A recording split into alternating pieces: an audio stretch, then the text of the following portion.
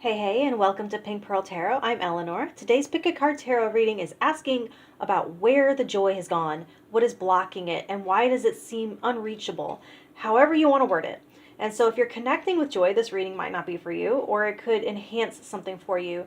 So just don't force it. If it doesn't resonate, abandon ship. It's okay. We have stack 1, stack 2, stack 3. They're timestamped below, and let's get right to it. All right, stack 1 with ecstasis.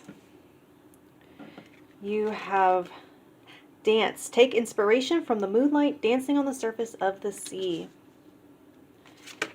And then you have, what's on here? Okay, you have the Ace of Spring, the Three of Spring, and the Two of Spring. Okay, that's interesting. So ecstasis is literally the joy and rapture card, and it talks about the song that unites all things. And so I love how we have a song and a dance. And the thing about music and dance is harmony and order, and your fiery energy, spring is for fire, and motivation, it's out of order. You have the ace, the three, and the two. So something is out of step. There's like a bottleneck of energy. It's choked off inspiration, almost like a hose with a twist in it. So it's like your creativity or your passion gets sparked and it's immediately met with like uncertainty or resistance. And so I feel like a stifling here. So there is like an unmet expectation that inspiration will invite the road to rise to meet you, but it's taking that first action step in the physical that sends that signal. Okay, so backing up, ecstasis with dance reminds me of something called ecstatic dance. It's like you're not supposed to be doing prescribed moves in a pattern like a routine, but just following every physical impulse of movement wherever it takes you. So are you getting hung up on looking for prescribed movement or permission or some kind of approval before exploring a creative impulse? Also, I just saw this perfect meme on Facebook. It's like ADHD interrupted or something, and it's like a flow chart, and it starts with get a new idea, and then the arrow goes to start new project, and then the arrow goes to tell everyone, and then it goes past the square that says finish project and back up to new idea. And that's exactly what these three cards, because the Two of Spring in this deck, that's like the Two of Wands, but with a partnership component. So I see fear of imperfection, of getting it wrong, and the message is that you can't get it wrong. The absence of something like it that already exists is your evidence that the world needs it. Like if you already see it, the world already has it, right? Now, if you are going to share, be extremely selective, because this is not to be like a Facebook blast. This is only like one or two other people, if any, to allow near your inspiration. Now, for some of you, though, you might need to bring someone else into the mix. Sometimes, no matter how much we want to do something, it's just too hard to motivate, and externalizing that with an accountability friend or just someone to be present really can add that element of joy that's missing. The mistake, though, could be like trying to go it alone. I think is that body doubling? I have to look it up. But the key takeaways are basically make moves and take the first steps. Don't share with the whole world. There's no set example or template to follow. It unfolds and unfurls from you with each step that you take. And for some of you, partner with someone, because I do see the need for connection, but close, intimate connection, not like public approval or interference. So I hope that helps you connect a little bit to some of that joy that's missing if you can't quite seem to find it. Stack 1, and I will talk to you next time. Thank you. All right, stack 2 with, you have She of the Cruach. And your quote says, move, barnacles only grow on a docked ship. Okay. And then you have the Eight of Autumn, Five of Winter, and the Six of Autumn. Oops. All right, let's see.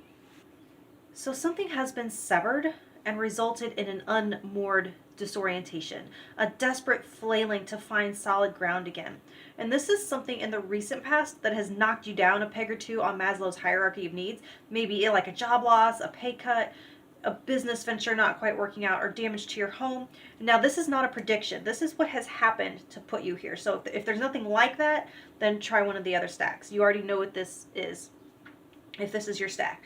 So anyway, So what has happened is that your sphere of control has shrunk, and you might be trying to exert energy where that limit used to be, and it isn't doing anything because that limit is smaller.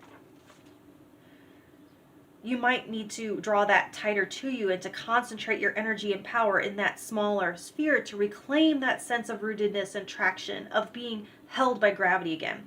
Now, this card, the She of the Kruok, talks about the Divine Mother nurturing the matrix, not like the computer simulation matrix, but the womb definition, the lattice work that gives the entire universe form. So, where the difference lies between your current locus of control and the old one, it is still held, it's still in order, it's under the care of this universal feminine power, the way you were in the womb. Like, a process is underway to get you back to where you want to be, and there's a call for trust, and I know that's hard, but as much as you'd like for it to hurry along, you'd be unprepared, you'd be half-baked to jump into the future from here, to have all of the good things coming towards you to replace the old be just dumped on you all at once. You would not be ready. So this is a period of being in the mystery, but it is liminal, it's transitory. So, I mean, look at the colors, how they change from the purple to the blue and then back to the purple again. You are moving, you just might not be able to feel it. Like, think about how much padding and insulation the womb has to cushion the ride of the baby. So I feel like they want you to turn your attention to smaller joys right now within that little womb. So, like, don't get dug in that this is your new reality, because it isn't. It's your current reality, but it's not your new normal. You're being held and cradled, and you don't have to control everything that you did, that you were controlling before.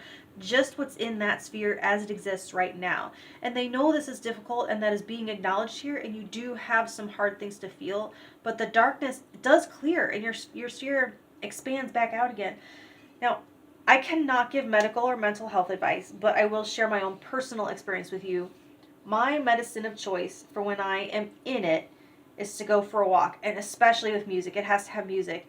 If I don't, I will fuse to my couch and glued there by my 1,000-pound feelings. It works for me not as a cure, but in order to dislodge me, to make me feel as though I can move about in the unknown and I don't have to cower.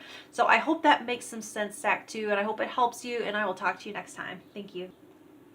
All right, stack 3. You have, this is Mickle, a Muckle, I guess. It's a new deck to me. I have to learn all the pronunciations. You have Chance. Allow the sea to wash its chest of wonders ashore. You never know what the tide may bring in. Okay, you have the Queen of Spring. The Witch. Ooh, I like that. And the Crow. Oh, it's so beautiful. Huh. Okay. Something here needs to be unleashed. And also, I see you either agonizing over a choice or facing a change after a long time of things being the same. It's exciting, and yet there's a seriousness. There is so much adulting, and the inner child holds the key to getting the joy back right now. There is a huge desire for freedom here, for something new, for transformation or evolution, but that comes with darkness and shadow as well as shiny and new and light and intrigue. And you're like, how can I just move in the light? How can I stay on this side of the yin yang? And you can't, unfortunately. I'm sorry, this feels like it's all over the place. Maybe you are too. I just think over control is creating a shake, the way that fists shake when they're clenched too tightly. I see an opportunity to completely change your life, but it is just so open that it's hard to know which way to go with it. And you're looking at it like an adult who believes that there is a right answer, and they're saying to look at it like a child, expecting it to be awesome no matter what you choose. And like, are you trying to plot A to Z instead of just plotting A to B? Or like, are you trying to plot a course to joy, from here to joy as your final coordinates? Because this says you don't have to follow a complex path through hardship to come out to the clearing at the end. You move towards the light with each step, whichever direction that might be, and it could be pretty winding.